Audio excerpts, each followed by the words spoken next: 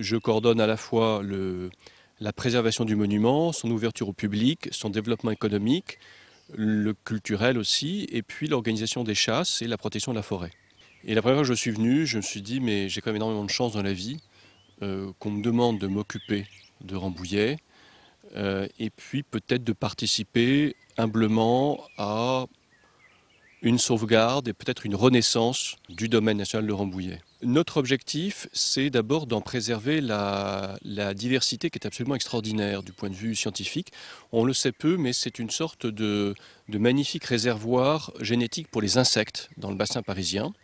Et ça tient aux tirées de faisans. Quand les faisans grattent le sol, ils permettent aux insectes de se régénérer. Et toutes les haies qu'on fait pour les tirées de faisans, ça fait qu'il y a des insectes et des reptiles. Il y a évidemment les cervidés, sont des cercicas.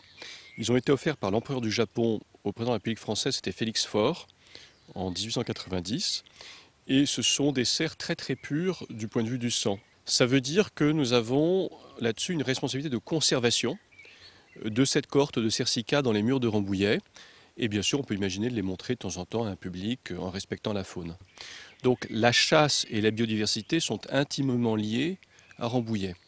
Donc notre objectif, c'est de préserver le côté cadre d'expérimentation un peu fermé du domaine, mais de l'ouvrir de plus en plus à un accès guidé par groupe, visite, conférence.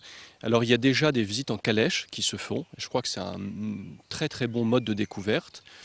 Là où nous parlons à la faisanderie, donc qui est le pavillon de la faisanderie, pavillon des chasses et devant l'octogone, on peut très bien imaginer que de temps en temps, on reçoive telle association spécialisée dans le patrimoine ou les sciences, mais qu'on crée un lien avec la population de Rambouillet, qui soit un lien de reconnaissance et d'affection, et puis bien sûr de respect mutuel.